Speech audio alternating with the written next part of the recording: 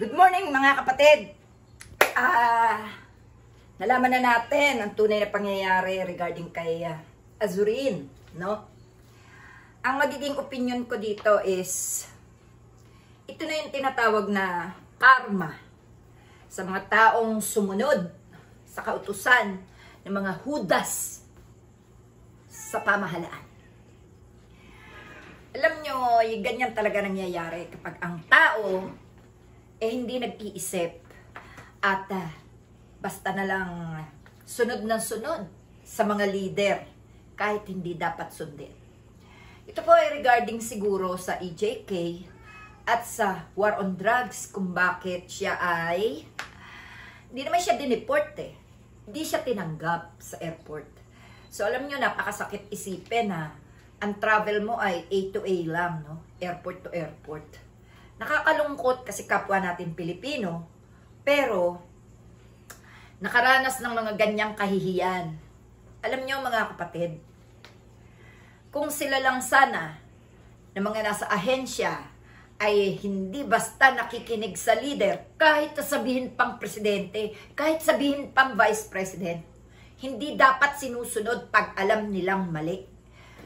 Dahil ang mag-aani ng kanilang pagkakamali sa pagsunod nila sa mali ay ang kanila ding sariling buhay, kapakanan, at yung kanilang kahihiyan.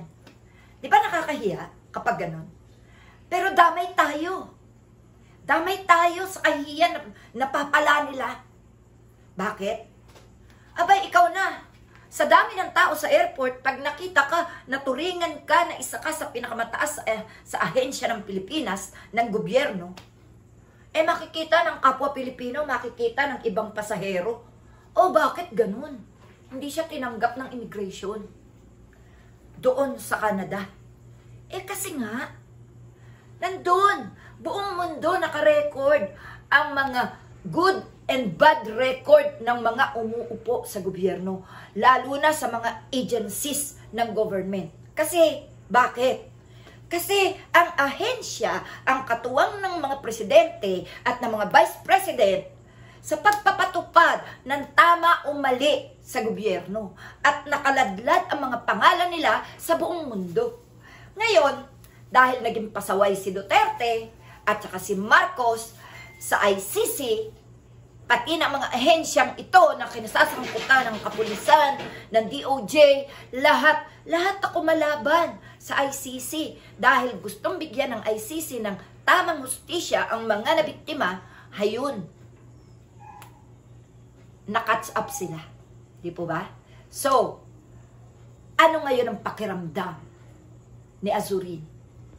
Ano kaya ngayon ang kanyang nasa isip? Siya kaya ay nagsisisi? Siya kaya ay napahiya ng todo? Hindi nakakahabag. Nakakayamot. Bakit? Kasi nagpakatanga siya samantalang meron naman siya nito.